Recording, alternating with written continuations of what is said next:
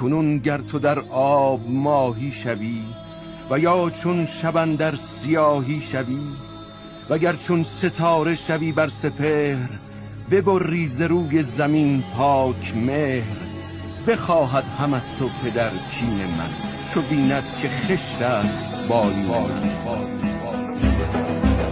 چو بشنید رستم سرش خیره گشت، جهان پیش چشمش همه تیره گشت. همی بی تن و تاب و بی توش گشت، بی افتاد از پای و بی هوش گشت. بپرسید از آن پس که آمد به هوش، بدو گفت با ناله و با خروش. بگو تا چه داری ز رستم نشان، که گم باد نامش ز گردن کشان. که رستم منم کم مماناد نام، نشیناد بر ماتمم زال سام.